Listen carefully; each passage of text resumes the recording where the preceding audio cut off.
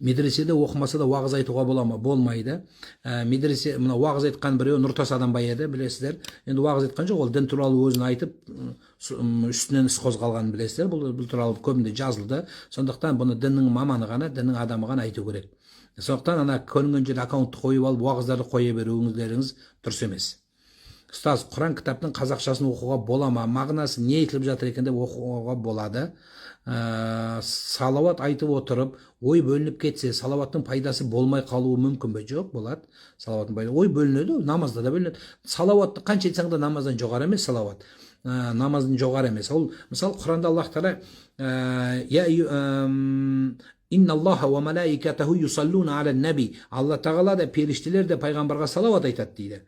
Енді Алла Тағала намаз оқиды деген жоқ, Алла Тағала салауат айтады деп тұр. Енді значит, осыны кейбіреулер түсінігіне салып, ойға салып, салауат айту даже намаздан жоғары тұрады екен ғой деп. Жоқ. Сен туылған күні салауат айт, өлгендерің басың көтерілмей өліп қалсаң да, жаңағы намаз бір намазға парыз намаздан жетпейді ешқандай салауат. Сондықтан парыз намаздың өзінде ой бөлінеді. Салауатта қалай бөлінбейді? Сондықтан салауат болады, айта бер жан. 15 жаста ораза ұстауға бола ма? Мен 15 жасында имам болғам. Сен салауат айтуға бола ма? Не дейді? 15 жасында не істеуге бола ма дейді? Ораза ұстауға дейсің ба?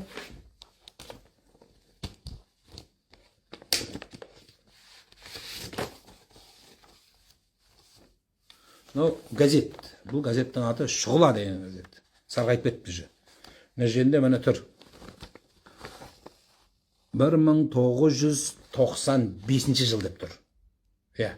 19 тамыз 95 жыл деп тұр. Мен имам болғам. Сол жылғы газетте міне. Алла бір, пайғамбар хақ, Құран шын деген бұл жерде менің мақалам тұр міне. Нұрлан Байжігітұлы деп тұр бұл жерде. 95 жылы. Мен сол кезде 14 жаста болғам. Сен 14 жаста бас имам болған, ауданға бас имам болған газетім әлі. Онда көп пашқысы тұрады.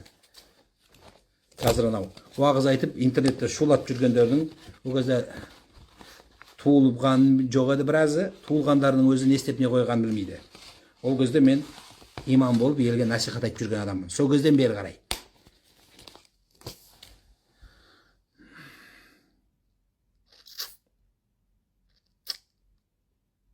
Аға, ақшамды кірген бойда оқу керек па? Енді бастап едім дейді. Солай сауаптырақ болады. Ақшам намазы кешікпейді. Ақшам намазы сразу оқу керек дейді. Білім муфтияласы жоқ, біз өзіміз муфтиіміз бар. Муфтиіміз аман болсын, сол жетеді өз муфти.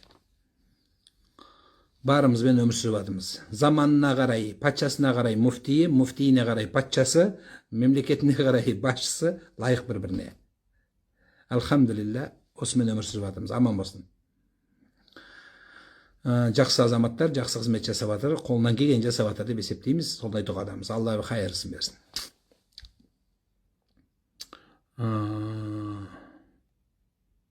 Нұрнама туралы ойыңыз. Нұрнама деген дұғалардың жинақ кітабы жақсы нәрсе. Бірақ дұға оқыла берген адам нұрланады. Нұрнаманың өзінің дұғасы да келеді. وَالشِّمَالِ نُورًا وَالْيَمِينِ نُورًا وَالْقَدَمِ نُورًا وَالنَّظَرَ نُورًا.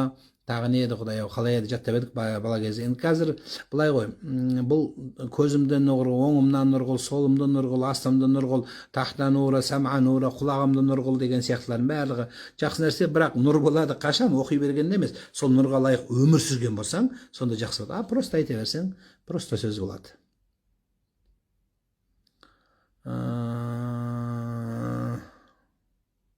Ертең дәджал шығып кетсе қайда? Ертең дәджал шығып қалса не істейміз? Иншалла, мына жақтан имам Махди шығады, Иса алейхиссалам шығады, бәрін құртамыз, төбелесеміз, көреміз. Бізге қазір пайғамбарымыз саллаллаху алейхи вассалам хадисінде келеді, теріс үндеген, дұрыс үндемеген адам дәджалдан жаман дейді. Дүкенде жұмыс жасаймын, 2 сағатқа барып жуамын, ол жерде шошқа еті бар, мүшеленеді, сатылады, әрі қарай жұмыс жасай берсем бола ма? Бола береді. Магазинде жұмыс істеп жатыр. Мысалы, сізді мектепте кәпірлер оқиды, атеистер оқиды. Мектепке мұғалім болған дұрыс па? Конечно, болу керек. Мектепте пол жууға бола ма? Болады, неге болмайды? Адал жұмыс жасап жатсыз, айналайын. Бақытты апай келсе өзіңіз. Алла разы болсын.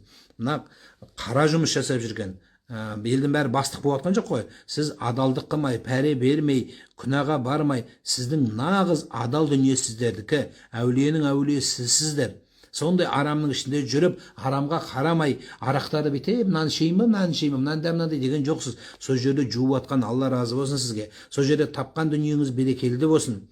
Медсестрана, дәрігерлер бар. Дәрігерлерді қолынан келген үйретіп жатыр. Енді дәрігерді қойшы, дәрігер жұмыс табады. Санитаркалар бар, білесіздер ме? Санитаркалардың еңбегі қандай күшті. Ана жатып қалғандардың қызы тазаламаған құйрығын жуады. Көрінген жер тағы тілдері 2 метр тағы өзінше бастық сымақтар. Ауырып қалса санитарка бұқтап, бүйтіп, қабағын шытып, уколды инені дұрыс салмаса, дұрыс тықпайсың ба инені деп қабағын шытып, бүйтіп ұрсып, жап-жас қазақтың қызы медсестра болады сол жерге. Барып енді қол дірілдеп қалтырап укол салады байқұс. Сол салған үшін дұрыстап сал деп оған әңгіме айтып, еще тиісіп осы орлы. Нең бар сол қазақтың қызында? Сол мықты болсаң өз балаң қарамай ма саған? Балаңа керегі жоқ жексұрынсың. Енді бардың ба больницаға, дұрыстап жат сол жерге. Қоқаңдамай, білгіштігіңді көрсетпей, баялығыңды көрсетпей. Қайдансың деп елдің қанын ішпей. Қадірлеңіздер сол. Аяғыңды қағып кір үйіңе. Аяғыңды қағып сүртіп кір. Үйіңе кіріп көрші, әйелің топлиңмен басын жарып тастасын. Қолынан түккемейді деп оның құдайы бар төбесінде. Сонда адал дүние топ, сон санитарка сенің ұлы сөзіңге жоқ, боғыңды тазалайды, сол уткаңды әкеп береді, әйелің әкеп бермейді уткаңды. Кімге керексің сен сорлы? Сондықтан қоқаңдамай, сол жердегі медсестра санитарға сіз деп сөйлеңіз. Главврачқа сіз деп сөйлеген сияқты күнің түсіп, операция жасайтын врачқа қалай телміріп қарайсың, сол санитарка мен медсестраға солай құрметтеп қара сөйтіп. Полицияға барғанда сен деп сөйлеп көрші көрейін. Өкпеңді бір теуіп, өтікпен күйдіріп жұлатын жерің бәрін. Өтікпен күйдіреді бізде. Білетін шығарсыздар, өтікпен жанын қинап өлтіреді. Сондай істеген адам санитарка істеп көрші көрейін соны. Құрмет жасаңыздар соларға. Көше сыпыратындарға және келгенде сигнал басып бүйтіп өтпей, дұрыстап адам сияқты тоқтайды. Қайта тоқтап қолынан Қазақстан деген шоколадты беріп кет. Ол шоколадтың талайын жеп жүрген ақшаңды беріп кет, міне сізге деп. Бірақ қайыршы болып бүйтіп мә саған деме, бүйтіп жалынып, рахмет осы еңбегіңізге деп қадірлеңіздер. Қара жұмысшылар нағыз. Солардың еңбегі, еще балаларыңызға соны үйретіңіздер. Өз үйіңнің алдын өзің тазала, өзің ішкен тамағыңды өзің жу. Тарелкаңды солай үйретілгенбіз біз. Сондайдың ұрпақ өз жусын тамағын. Қандай адамдар жатыр білесіз ба? Жарайды, енді ауру болып қапты енді, жарайды. Ал енді оның жұмысы ғой санитарка медсестраның. Мәселе одан емес. Мәселе сондай халде анау бір бишара сияқты көреді, бір құлы сияқты жұмсайтындар бар. Қызың тазаламайды, тағы айтам, балаң тазаламайды, келігің вообще бетіңе түкіреді. Ұлымызға Имрам деп есім қойғанбыз. Сіз қалай ойлайсыз? Бұл есімнің мағынасы қандай? Бұл жақсы. Бұл Құранда ұлықтаған есімді бір бұл ұмытып отырмын. Қай пайғамбардың әкесінің аты екен. Кітапта барады. Одан кейін Құранда бұл ат бар. Бұл рудың, елдің аты болады. Бұл жақсы ат. Ерте жақсылыққа ұмтылған деген мағына береді.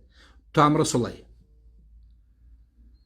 3-4 рет түсімде бірдеңе жоғалтып алғандай болдым дейді. Баланың тәрбиесіне жорлады бұндай түстер. Қазір бәрі ислам егетін қорғылшы айта береді дейді. Қайырлы күн, умраға барғым келіп тұр. Кіммен білуге болады? Менің аккаунтымда 22-11 деген телефон бар. 2211. Соған звондайсыз. Хикмет Travel компаниясының колл-центрі 2211. Сол баратын кезде мен қай уақытта баратынымды айтады, сол бірге барсақ болады. Егер бірақ орын болса, бірақ орын болмайды. 19-20 ақпанда Астанада боласыз ба? Иншалла боламыз деп тұрмыз. Өйткені біз Америка Құрама Штаттарына дайындалып отырмын. Америка Құрама Штаттарының президенті Дональд Трамппенен бұйырса, өткен жылы білесіздер, мен Америка Құрама Штаттарында үлкен бір қайырымдылық асқа қатысқан едім. Биыл да соған шақыру алдым. Құдай бұйырса, биылғы астың басында Американың жаңа сайланған президенті болады бұйырса, соған қатысуымыз бұйырса деп тұрмыз. Айдың аяғы келесі айдың басы сонда сапарда боламын.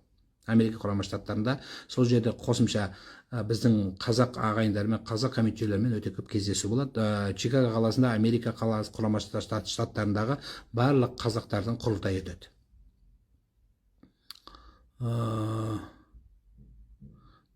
інім намаз оқығалы уағыз айтқыш болып кетті дейді. Әке шешемізге де ақыл айтып кетеді дейді. Енді бар сондай, соны түсініп, жас балалар кішкене сондай анау гонор деп қояды қазіргі тілмен. Сондай бүйтіп алып астағфирулла бүйтіп кетті.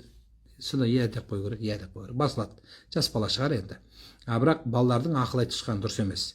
Отырып алып үлкендерге бүйтіп алып саусағын шошайтыпсыңдар ма иә деген ол ақымақтық, надандық болады ол. Үлкен кісілерге олай сөйлеуге болмайды. Қандай күнә істесе де ол баланың жөні емес. Күйеуім көп ішеді, күндізгісі күндіз өзімен өзі мешітке барып оқытылып жатырмыз, бірақ бәрібір не істеуге болады екен дейді. Орталықтар бар, соған қаралыңыз. Мен оқымай жатсыз дейді, оқыдым міне. Түсімде ит тістеді, ненің белгісі? Өзің айтқан сөзіңе өкініш болып, сол сөзің өз басыңа келеді. Күйеуім абьюзер, не істесем болады, кеткім келіп жүр дейді. Жоқ, тәрбиеленеді, айту керек, өзінің уақыты келеді, үлкендерді қосыңыз, кішкене уақыт беріңіз, адам өзгереді. Енді сәпсем ұрып тепкілеп басыңды жеткізетін халге жетсе, онда құтылу керек.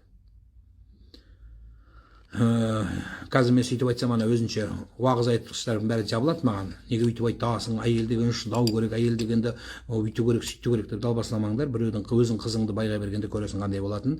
Күйеу балаң ұрып тепкілеп көзіне ағызып жатса, ол әлсіз адам, сенің күшің болса да оның құдайы бар. Сондықтан Алла тағала ешкімге құл қылмаған, сондықтан оның қадіріне жету керек. Балаларға кішкентай кезінде азан шақырып ат қойылмаса не істеуге болады? Баланы тәрбиелеу керек, ештеңе етпейді Мөлдіржан. Ары қарай не істейсіз? Баланы тәрбиелейсіз, аттың азан шақырылмаса күнә деген сөз емес. Дұрыс уағыз айтса не болады? Дұрыс жоқ, Нұржігітжан. Уағыз айтудың мәселе жөні болады. Уағыз айтқан елдің бәрі сөйлесем, хадисті оқыса бәрін айта беру керек деп. Жоқ. Мынандай қағида бар. Бұл діннің қағидасы. Әмір мағруф нәһи мүнкар дейді ғой, жақсылыққа шақырып, жамандықтан тыю деген сөз, естіген бәрін аузына шығарғанда айта берген сөз емес. Сол естіген бәрін айта бергеннен сәләфилер шығып кетті. Сол естігеннің бәрін ақылға салып жауап бере бергеннен уахабистер содан шығып кетті. Ол дұрыс нәрсе емес. Ол уағыз, бірінші уағызды тыңдау керек. Тыңдадың, иә? Содан кейін тыңдағаннан кейін аңдау керек. Бұл не айтып тұр, бұл сөзде не бар өзі? Деп соны жасау. Екі болды ма? Одан кейін барып оны жаттау керек. Үш болады. Жаттағаннан кейін сен кітабын қарайсың, іздейсің, табасың, қайдан алып жаттап аласың. Жаттадың ғой. Енді істейсің, енді оны өзің істейсің. Одан кейін амал қыласың. Өзің амал қыласың. Оның бәріне уақыт жылдар кетеді. Содан кейін барып айтасың. Қараңыз. Имам Ахмад деген кісі өткен. 4 мазхабтың негізін қалаған ең үлкен имамдардың бірі. Имам Ахмад бин Хамбал. Сол кісі 40 жасқа дейін уағыз айтпаған. 40 жасқа дейін ешкім ештеңе айтпаған. Неге? Өйткені ол өзі соны істеген.